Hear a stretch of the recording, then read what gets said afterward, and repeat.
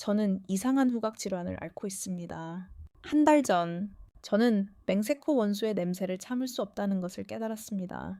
그 냄새가 잠시라도 나지 않으면 우울해지고 정신적으로 지쳐버릴지도 모릅니다. 하지만 전에도 말했듯이 그는 제 적입니다. 바다처럼 깊은 원수처럼 저는 꽃문의 학교의 1등 학생이고 그는 꽃문의 학교의 1000번째 학생입니다. 우리는 학교의 자연과 사회의 특별한 관계를 짊어졌습니다. 첫 해부터 모든 직함을 놓고 싸웠고 아무도 포기하지 않았습니다.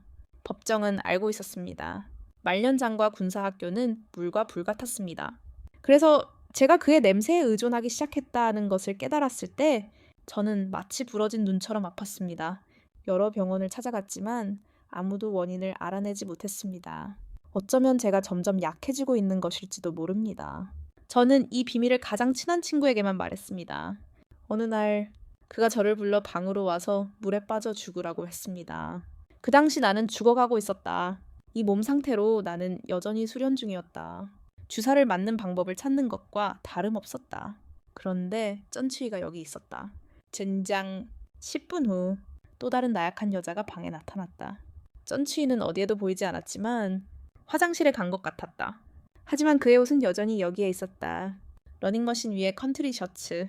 나는 아직 가까이 다가가지 못했을 때 술이 깨는 듯한 소량이 느껴졌다. 가설을 하나 세우자면 쩐추이는 고지식한 사람이었지만 매우 깨끗했다. 운동을 하고 있었지만 그의 몸에서는 아니스의 불쾌한 냄새가 나지 않았다. 세탁세제의 소량과 그만의 특별한 채취만 있었다. 부드럽고 솔직하고 다소 차갑게 그 냄새를 느낀 것은 나였다. 오랜만에 음식을 본 듯 나는 순종적으로 러닝머신 쪽으로 걸어갔다. 머릿속에 고집이 시끄러웠다. 안 돼. 태아가 너무 배불렀어. 이장이 늦었고 눈은 풀렸지만 나는 그것을 통제할 수 없었다. 허허허. 나는 그의 오울을 붙잡았지만 굳어지지 않고 각 뺨에 대고 모든 것을 짜냈다. 나는 다시 살아났고 갈라진 다리의 영혼은 즉시 너무나 경이로웠다. 나는 진정한 군대의 향기에 푹 빠져 있었다. 목소리가 나를 멈출 수 없게 만들 때까지 챕터 1 뭐 하는 거야. 나는 멈췄다. 진정한 군대는 너무 강해서 충격에 빠진 채 나를 응시했다. 분명히 그는 모든 것을 보았다. 진정한 군대의 셔츠 앞부분은 여전히 내 손에 있었다. 한 가지 말할 수 있는 것은 그가 다리를 비웃고 있다는 것이다. 나는 말해야 했다. 근육은 여기까지 훈련되었고 공격은 충분했고 근육은 단단했다. 하지만 나는 볼 마음이 없었다. 호랑이의 운명 때문에 온몸이 털로 뒤덮였고 여우는 그 말과 함께 도망쳤다. 지학이 가라앉는 방에 물었다. 나는 내 뒤에 있는 갈고리가 나를 상기시키지 않는다는 것을 조금 확신했다. 너 딱 한 번 불렀는데 네가 너무 바빠서 못 참겠다고 했을 뿐이야. 그 말을 곰곰이 생각해봤지. 진짜 군대는 날 어떻게 생각할까? 아마 네가 변태라고 생각했겠지. 더 크게 소리쳤어. 시간이라는 단어. 너 사이에 슬픈 건 가끔 너무 이르잖아. 그녀는 어쩔 수 없다는 듯 나를 가리켰어. 관리는 그 사람의 셔츠를 뺏어 입고 뛰쳐나갔고 이제 멀리 가면 돌아오라고 했지. 그녀가 너무 빨리 달려서 셔츠를 돌려주는 걸 깜빡했어. 이제 황하가 맑지 않다는 소리를 들었어. 어쩔 수 없이 일주일치 돈을 써서 우유를 사서 관리에게 셔츠를 돌려달라고 부탁했어. 멀리 있는 동안 기다리는 게 좋아. 그녀가 돌아왔을 때 나는 초조하게 물었어. 말했어. 네가 말했듯이 이번에는 쯔엉반 조이에게 말하기 어려운 게 있고 창원의 무관심은 뭐야. 마침내 그녀는 자신의 마음에 문제가 있다는 걸 깨달았어. 창원? 얘는 정말 착해. 그런데 바로 그때 그 전문직 남자가 퀴짜또이 쭝티으 반에게 메시지를 보냈어요. 꽤 괜찮은 신경과 의사를 찾아갔는데 제가 소개해드릴까요? 그의 목소리는 낮았고 학교 친구들은 그의 목소리가 매혹적이라고 했지만 저에게는 마치 용접하는 것 같았어요. 특히 거칠게 변하는 그 불같은 문장들은 저를 즉시 더욱 흥분하게 만들었죠. 그의 불타는 듯한 눈빛은 언제나 저를 떠올리게 했어요. 제가 병이 많아요. 라고 답하자 의사 선생님이 직접 측정하고 진찰해 보셨어요. 그런데 오늘 제 셔츠를 입은 그 여자는 뭘 했을까요? 저를 좋아하는 건 아니었어요. 눈을 굴리며 그 여자에게 맛을 보라고 했어요. 대화가 쓰레기통에 들어가도록요. 하지만 저는 문학부, 즉 문학 동아리에서 1등이라는 사실이 부끄럽지 않았어요. 아버지가 섹스룸에 있는 다른 잘생긴 남자를 좋아했을지도 모른다는 가능성에 저항했지만 그냥 셔츠를 잘못 골랐을 뿐이에요. 모르겠어요. 물음표. 저는 더 이상 아무 말도 하지 않았지만 잠시 후 대화가 그 자리를 차지하도록 내버려 두었어요. 모르겠어요. 메시지. 짱. 눈에 문제가 있어요. 섹스룸 전체가 저는 가장 잘생긴 사람이 아닙니다. 물리와 문학은 완전히 다릅니다. 저는 가끔 군대를 찾지 않고 손님을 맞이하는 영광을 누리기도 합니다. 그 결과 저는 더 약해지고 더 조심스러워질 수 있습니다. 제가 아무리 잘 관리하더라도 제 인생의 절반을 잃게 될 것입니다. 그날 이후 저는 자존심을 지키기 위해 수업에 가려고 애썼습니다. 마치 어린 OCT 그림자 같았습니다. 그 향기를 보자 흥분이 치밀어 올랐고 군대의 다리가 바로 제 앞에 앉았습니다. 프라이드는 키가 크고 미끼가 꽉 조여져 프라이드가 위에 있어야 했습니다. 저는 유연하면서도 방어적인 자세로 앉았습니다. 프라이드가 나타나자 수업은 즉시 조용해졌습니다. 이 과목은 화장품의 성분 및 용도 연구라고 합니다. 공부하기로 선택한 사람은 물. 저는 프라이드를 선택했고 당신도 이 과목을 선택했습니다. 이제 저는 그냥 전학했습니다. 이 선생님이 더 편하다고 들었습니다. 제게 먼저 대답한 사람입니다. 우연히 프라이드의 장점을 보고 셔츠의 뼈대가 살짝 드러났습니다. 동시에 향기에 대한 주제가 넘쳐 흐르고 충치가 심했습니다. 물을 너무 많이 가릴 수밖에 없었습니다. 어쩌면 나는 즉시 깨끗하고 에너지가 넘쳤을지도 모릅니다. 엄마가 말했습니다. 이 남자 냄새 정말 매혹적이야. 남자인데 냄새가 너무 좋아. 사실 왕의 발 냄새가 아주 희미하다는 건 알지만 아무도 아무것도 볼 수 없다고 말하는 건 더더욱 그렇습니다. 하지만 이 이상한 병 때문에 자존심의 냄새가 무뎌지는 것 같습니다. 남은 학년 내내 그가 무슨 말을 하든 들리지 않습니다. 마치 내 앞에 성령이 끊임없이 나를 유혹하는 것 같습니다. 말을 할 수 없습니다. 그가 조금 더 묻기를 바랍니다. 그가 그것을 느낀 듯 갑자기 고개를 돌렸습니다. 우리 둘은 눈이 마주쳤습니다. 거리는 아주 가까웠습니다. 조금만 더 가까워지면 키스할 수 있을 것 같았습니다. 우리 둘 다 너무 가깝습니다. 매니저, 오디오 부장? 너희 둘은 뭐 하는 거야? 선생님이 너무 시끄러워. 사랑하고 싶다면 방과 후에 기다려. 뷔페는 그들이 행복할 곳이 아니다. 나는 재빨리 일어섰다. 선생님, 실례하겠습니다. 오해하셨습니다. 우리는 사랑하지 않습니다. 그들은 서로 반 인치 키스를 했을 뿐인데 여전히 서로 사랑하지 않는다고 합니다. 잔소리는 괜찮습니다. 하지만 위에 있는 이 남자에게 새로운 것이 있다고 오해하는 것은 그뿐입니다. 모든 눈이 거지의 눈으로 나를 보고 있습니다. 나는 너무 충격을 받아 말했습니다. 선생님, 제 성격은 의심할 수 있지만 제 비밀스러운 아름다움은 의심하지 마십시오. 설령 그런 일이 일어난다 해도 저는 결코 트란괭과 함께하지 않을 것입니다. 이런 사람들은 그와 저는 여러 번 마주쳤습니다. 저는 이런 유형의 사람을 여러 번 마주쳤고 이번에도 항상 포기하지 않고 주먹으로 반격할 것입니다. 하지만 예상 이상으로 그는 새로운 것이었고 정말 이상합니다. 저는 거기에 없습니다. 소문에 따르면 트루엉반과 트란괨와이가 사랑에 빠졌다고 합니다. 두 사람은 다시 나타나 키스를 한 후 즉시 사랑 고백으로 넘어갔습니다. 특히 편집부는 저보다 재능 있는 사람들로 가득 차 있어요. 심지어 두 아이 중 이 아이는 문학을 전공했나요? 자연과학을 전공했나요? 라고 묻는 사람도 있었어요. 너무 화가 나서 터지고 싶어요. 참을 수 없어요. 배가 고파도 에너지를 더 얻으려고 트렌퀸을 찾을 생각은 없어요. 할 수 있다고 보름 동안 참겠다고 말했어요. 주사도 안 맞고. 너무 사랑해서 유령처럼 어딜 가도 사람들은 제가 자존감을 높여야 한다고 생각해요. 보름 후 마침내 트렌퀸을 다시 만났어요. 그는 축구를 하고 있었고 저는 우연히 마당을 가로질러 걸어갔어요. 하지만 장기간 노출이 끔찍한 부작용을 낳을 줄은 몰랐어요. 그는 실수로 셔츠를 벗어 땀을 흘렸어요. 젊은이인 저는 매일 그것에 중독돼 있어요. 셔츠를 벗는 재미. 매일 그것에 중독돼 있어요. 세상에 이게 말이 되는 일인가요? 기도할수록 그 순간 노인은 고개를 돌려 모든 것을 봤어요.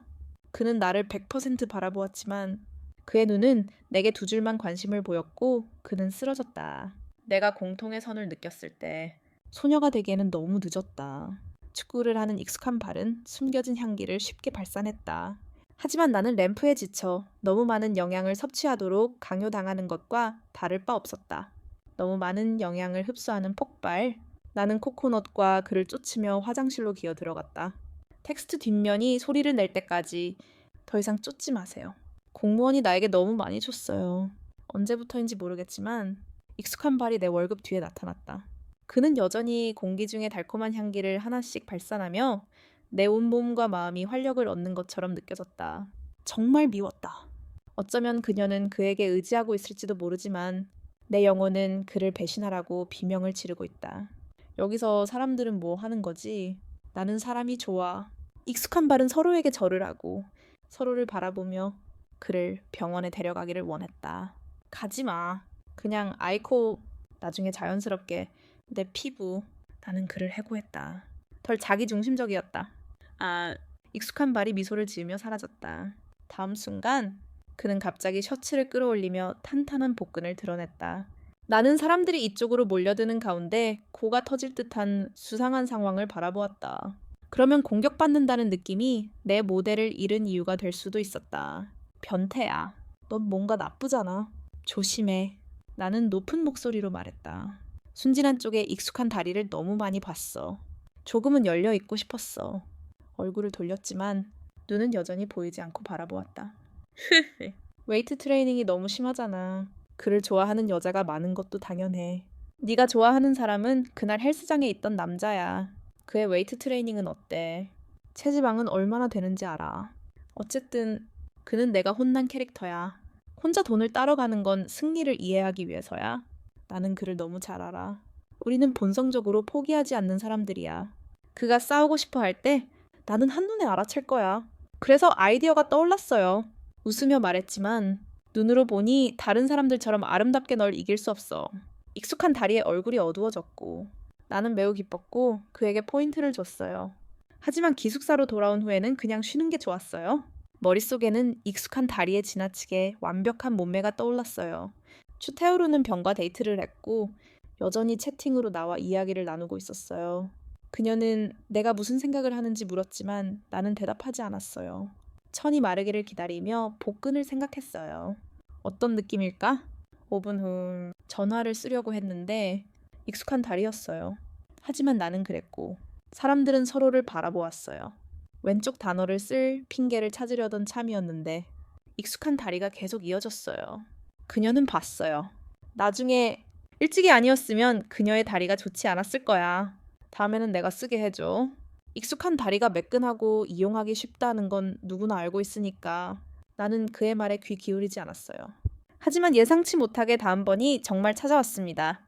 1차 세계대전이 일어나던 날, 클럽들은 우리 문학부의 아름다운 신입생, 천문학부의 진정한 신입생을 차지하기 위해 곧바로 경쟁했습니다.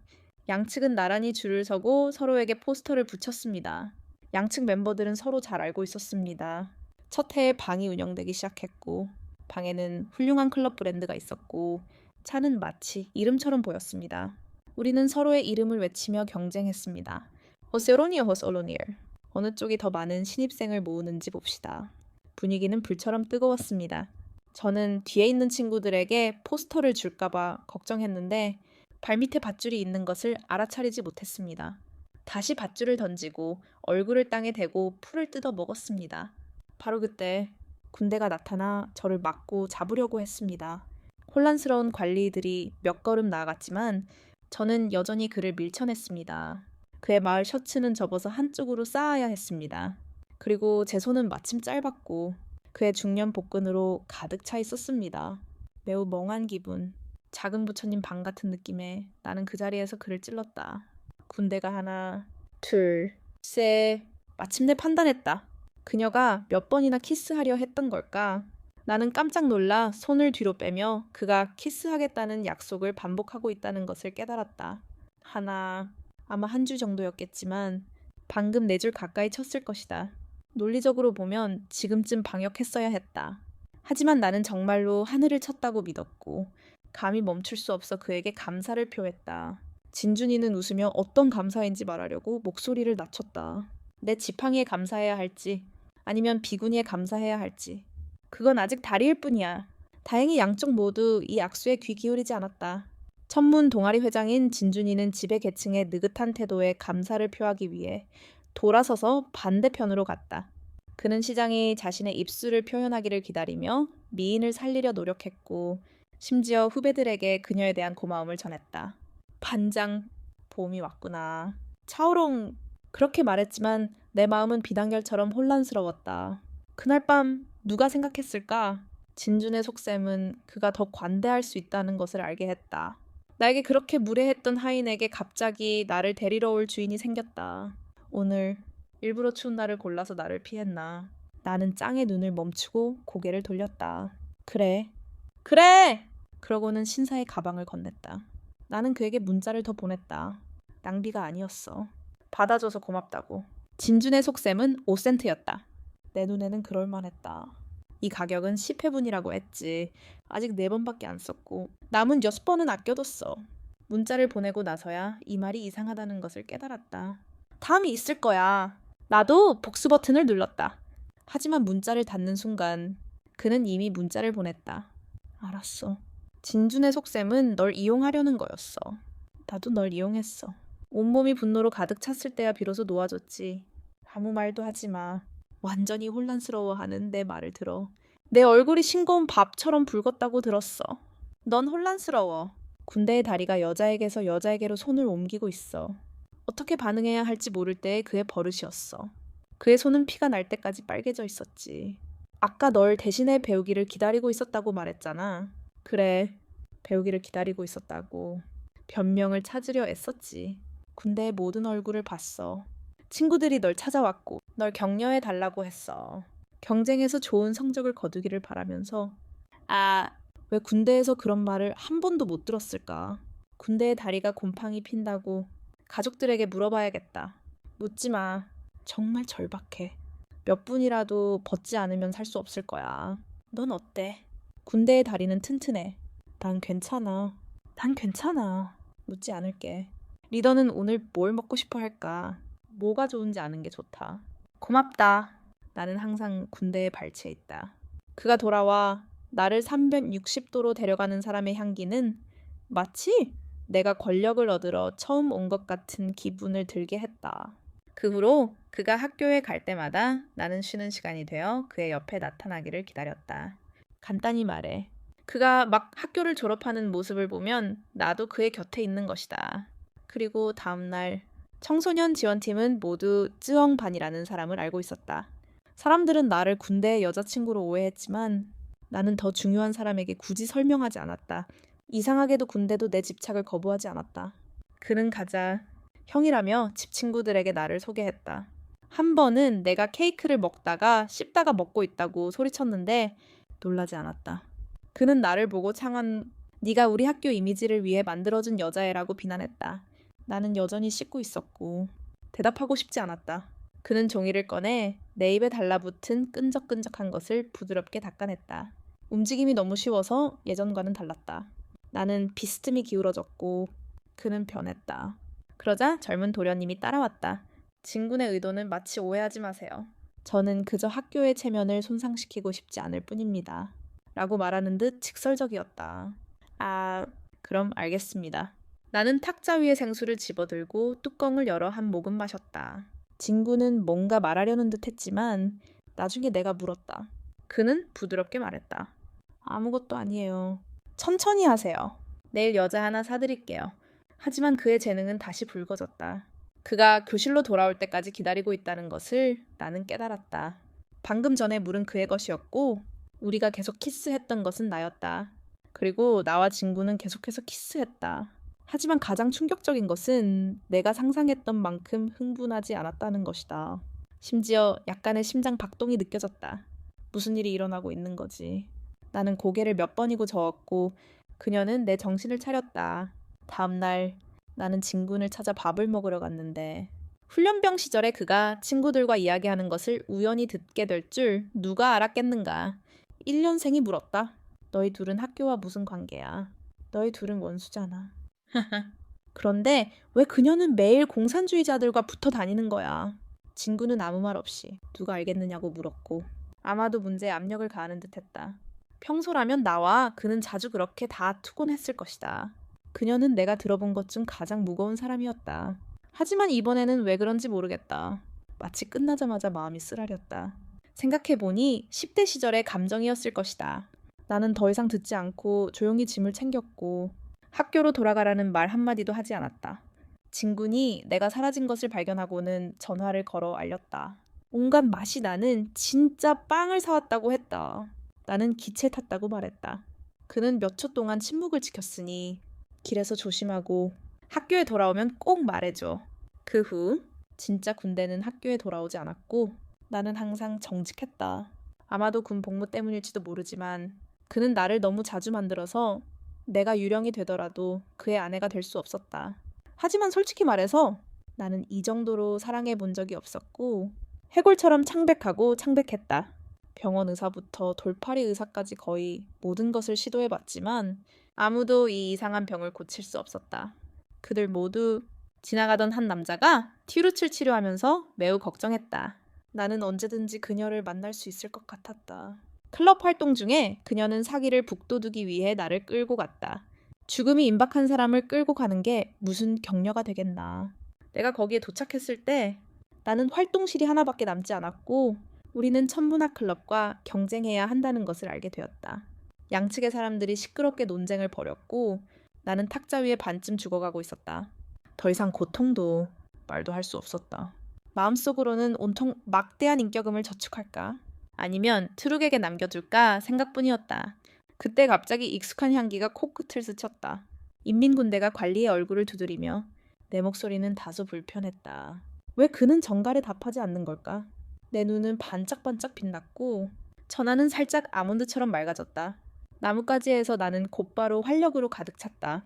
말을 멈추었지만 인민군이 언제 학교로 돌아왔는지조차 모르는 것을 보았다. 친구들이여.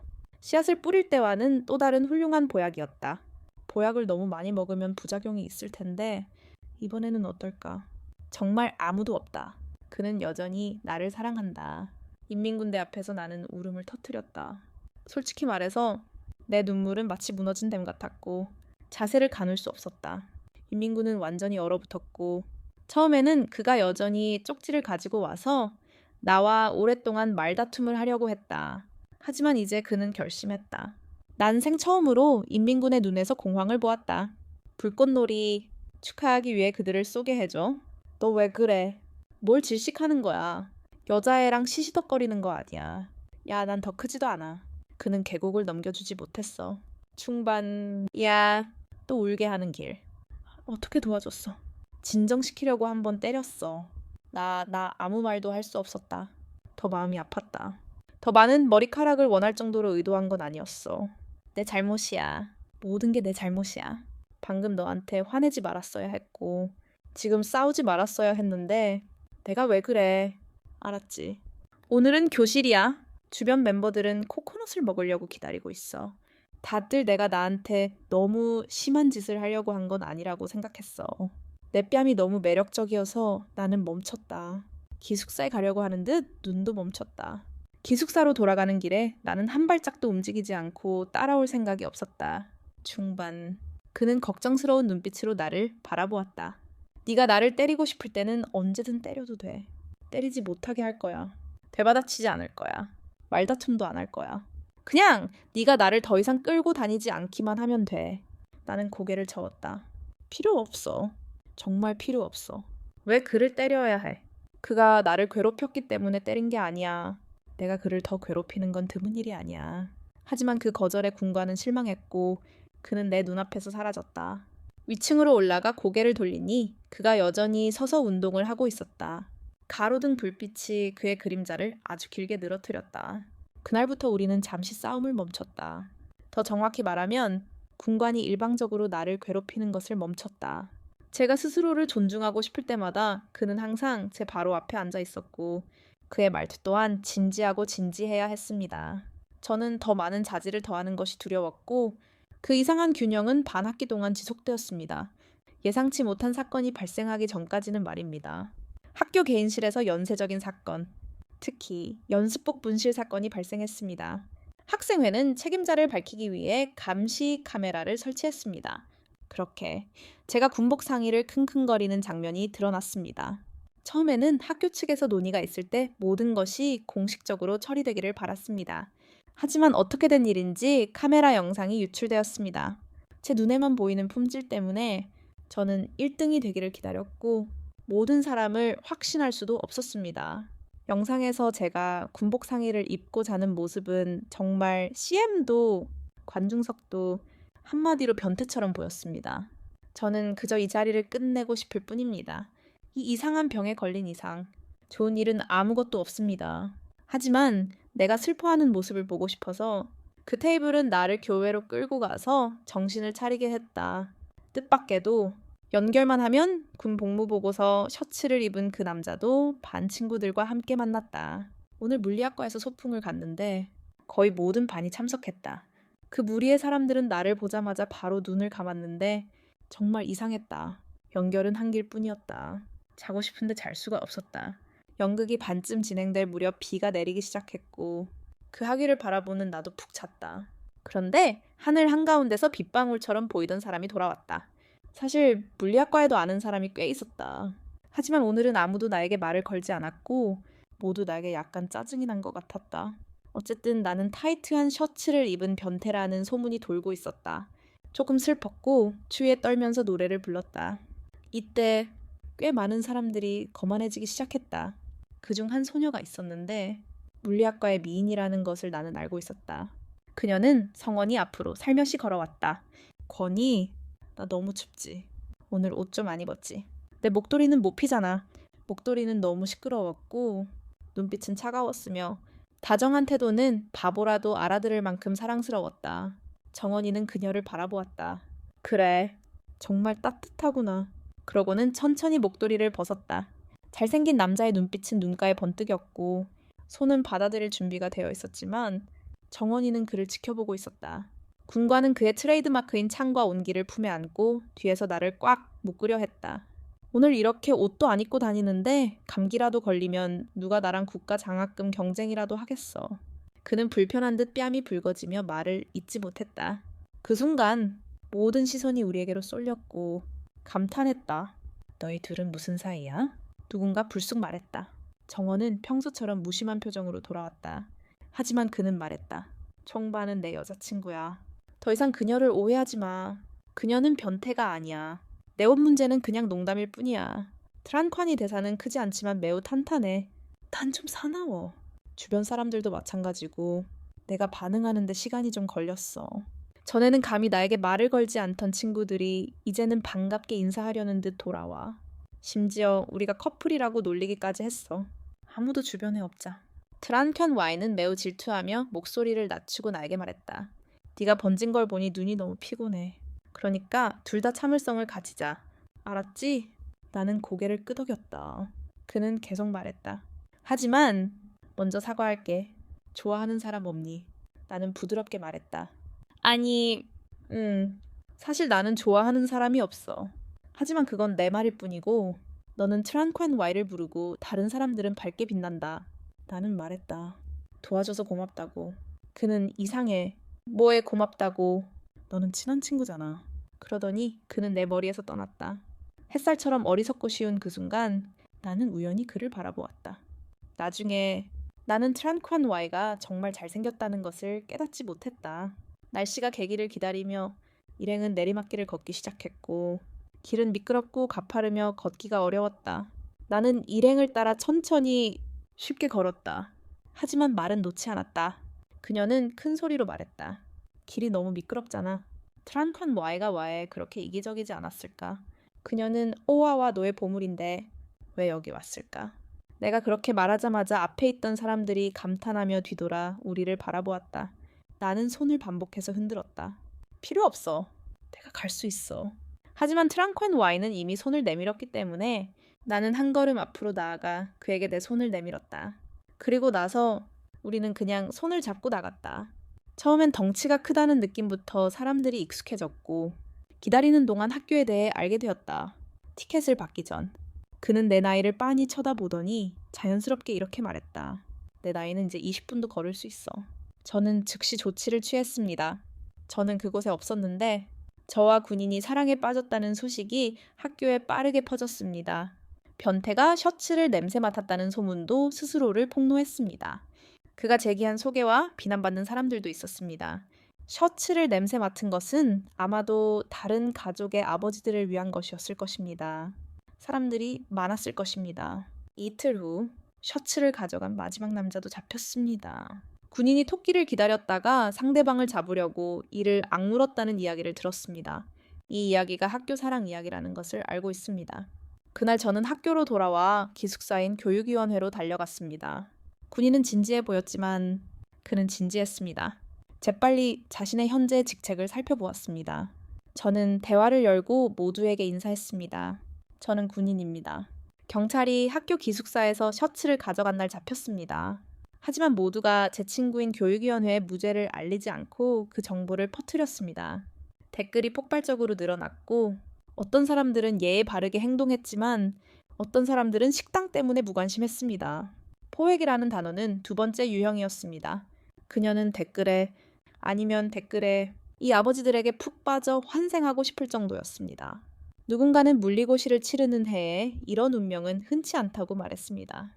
학교 이사회와 군사학교의 주제는 나중에 문학이나 논리를 공부했고 표절되었습니다.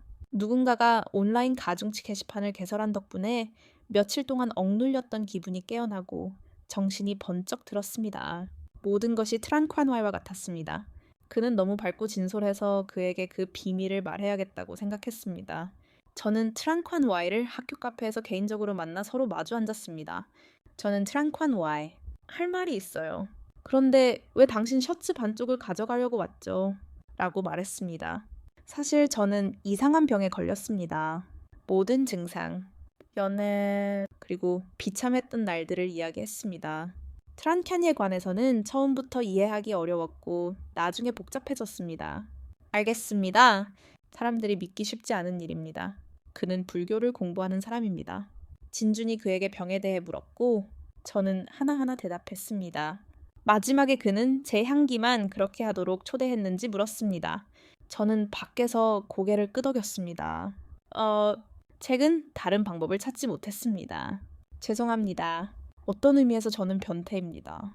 그가 저를 조롱할 줄 알았는데 그는 진실을 말했습니다. 이봐, 잘 모르겠어. 저는 다시 책을 보았습니다. 그는 말하고 있습니다. 제가 물었습니다. 먼지를 뒤집었습니다. 당신은 이야기를 만들어냈다고 했죠. 저는 당신을 믿습니다. 어머, 웃는 나무조차도 웃을 수 없습니다. 저는 한숨을 쉬었습니다. 말하면 안 된다는 것을 압니다. 말해야 합니다. 진주는 너무 사려 깊어서 당신을 도울 수 있을 뿐입니다. 더 일찍 말했어야 했습니다. 내가 널 응원할 수 있어. 걱정 마. 이 친구. 오해하면 곤란해지겠지만 정말 너그러우신 분이라는 건 인정해야 돼. 바람이 불 때부터 참된 신께서 늘 이 말씀을 하셨어. 도서관, 뉴스, 푸른 들판. 매일 우연히 그를 800번이나 만났는데 밥 먹으러 가자고도 했어. 방과 후 교문 밖에서 그를 마주친 날도 많았지. 밥 먹었어. 내가 대답했잖아. 그는 멍하니 아직 안 먹었어. 라고 말했지. 마치 그가 반쯤 먹다 남은 빵을 먹는 것 같았어. 거의 매번 기숙사로 돌아가게 해줬지. 네가 갑자기 네 힘을 말해줬기 때문이라고 했지. 방으로 돌아와 뒤돌아보니 기숙사 아래에 서서 떠나기 전에 손을 내밀고 있는 그가 보였어. 몸 안 좋으면 언제든 전화해. 등불에 도전하기 전에 그런 메시지를 받았을 거야. 100만이라는 단어조차. 너희 둘은 정말 연인 같았어. 저는 정말 감동했고 그에게 뭔가 보답하고 싶었습니다.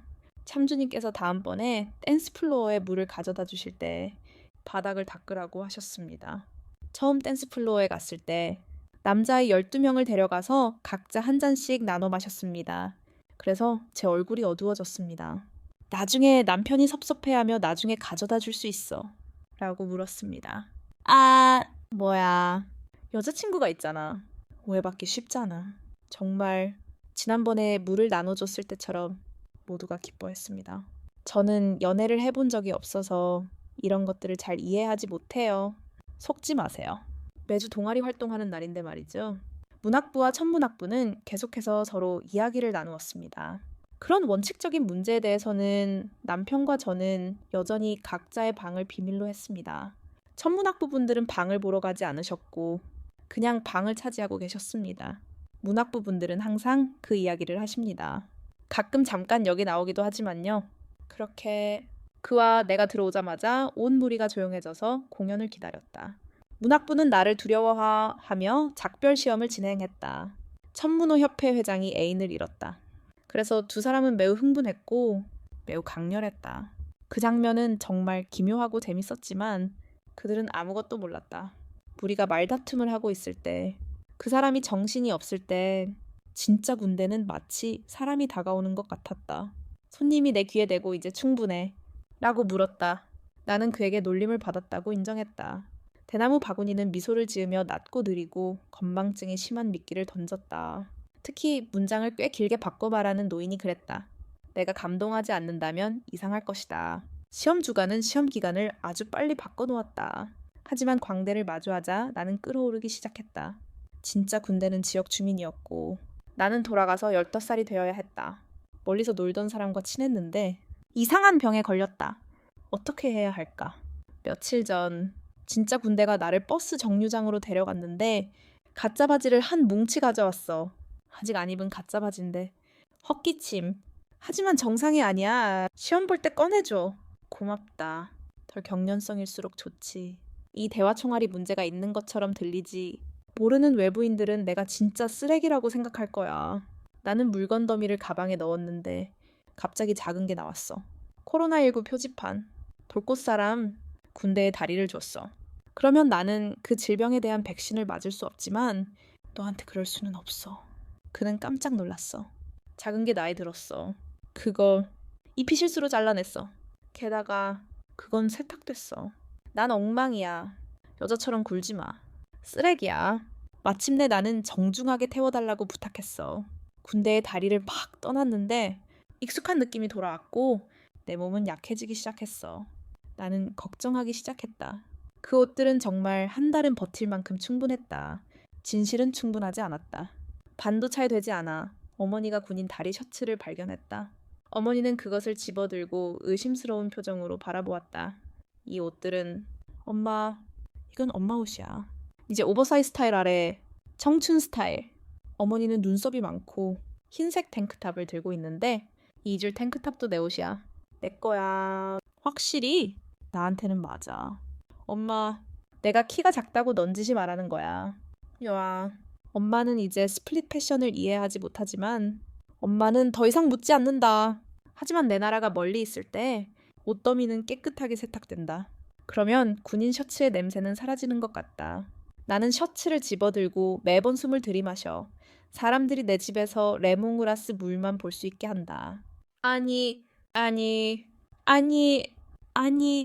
내 가장 무모한 짓이야. 효과와 관계없이 나는 일본식 건축을 듣는다. 엄마는 무슨 일이 일어났는지 이해하지 못해서 모든 것을 확인해봤습니다. 효과는 아직 완벽히 정상이었습니다. 그 여자는 제게 진짜 뱀둥지를 먹이도록 강요했고 약은 저를 눕혔습니다. 피가 나고 피가 날 때까지. 그리고 끊임없이 고름이 자랄 때까지 먹었습니다. 다른 방법이 없었습니다. 목걸이를 걸고 첫 번째 것을 눌러 마치 옷을 더 입은 사람처럼 진실을 위해 기도했습니다. 그는 차분하게 말했습니다. 있잖아. 그렇지 않으면 내 이야기를 가지고 어쩌면 지금 도움이 될지도 몰라. 아, 난 너무 비참한데. 넌 여전히 날 쫓아낼 수 있어.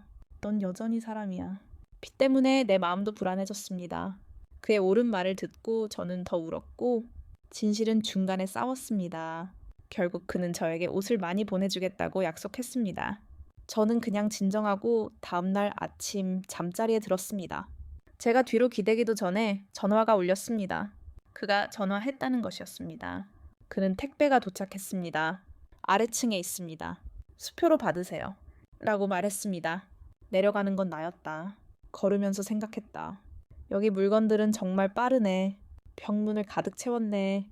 그 차가운 남풍기 불어와 익숙한 향기를 실어 나를 미치게 했다.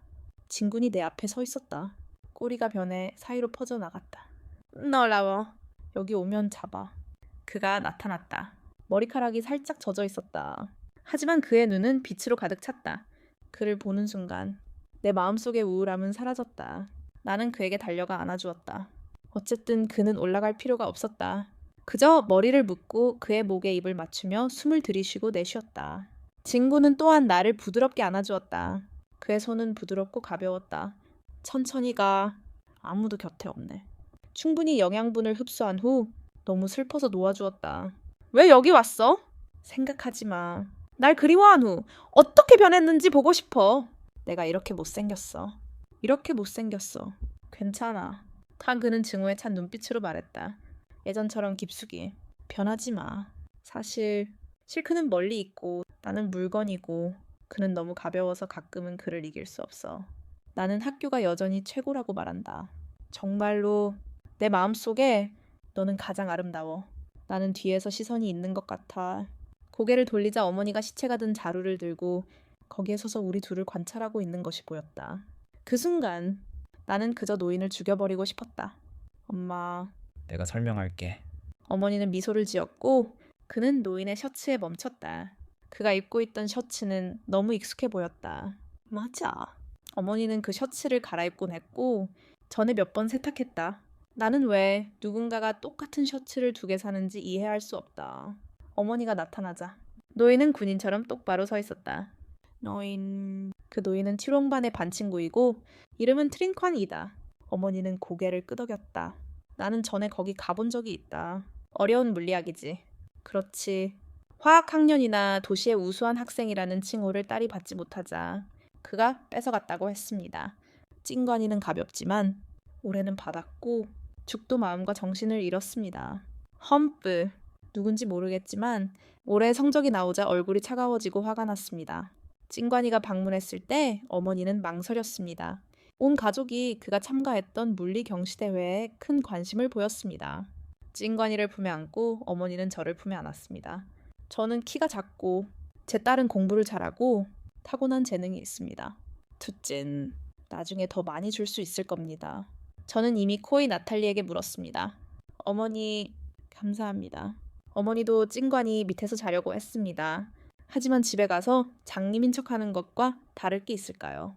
결국 제가 파우더 프레스를 하는 동안 찐관이도 밖에 모텔을 하나 더 추가해주기로 했습니다.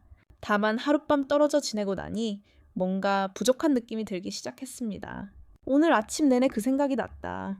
왜 세상 모든 빛이 자신을 비추는 듯 고요하고 맑아야 하는 사람이 있을까? 내일은 물리적인 관점에서 물어봐야겠다. 그게 합리적인가? 다믹마이는 그의 의견을 묻고는 은유를 사용하기로 했다. 아무 생각도 없어. 잠이 안 와서 산책을 하다가 우연히 내 집을 지나쳤어. 자고 있으면 이야기 좀 하자. 어머, 새롭고 이상해. 딱 맞아. 강돼서 연기하기엔 충분해. 불을 켜고 옷을 갈아입은 후 살며시 문을 열고 천천히 걸었다. 겨울이 왔을 때 우리 둘은 계속해서 빙빙 돌았다. 오후에는 공부하고 아침에는 춤 이야기를 나누는 등 모든 것이 낯설었고 거리낌이 없었다. 가장 기뻤던 건 내가 하는 모든 농담을 그가 알아듣고 알아차렸다는 점이었다. 출처가 같았다. 헤어지려는 순간 아무 생각도 없어. 가 속삭였다. 난징에 오래 있을 수 없어. 내일 돌아가야 해. 내 심장은 갑자기 쿵쾅거렸고 손님만 잠시 멈췄다. 나는 네 병에 걸렸어. 내가 그 병에 걸리지 않으면 어떡해. 오래 노력했는데 저기 나도 길었어. 너희 중 누구도 더 강할 리가 없어. 의사는 내가 아픈 줄도 몰랐는데 내가 뭘 할 수 있겠어. 말을 반쯤 하고 나서 갑자기 돌아섰어. 다음 질문을 계속할 생각은 없었어. 하지만 그의 부드러운 엉덩이와 마른 목구멍을 바라보았지. 그럴 생각은 없었어. 출산할 때 네 병에 대해 물어볼 사람이 있을까 봐. 그가 물었어. 어느 쪽이야? 예쁘나? 나 정말 아파. 심각해. 진정하려고 최선을 다했어. 꼬마야, 키스하고 싶니? 이야기가 마음에 드셨다면 구독하고 다음 에피소드를 시청하세요.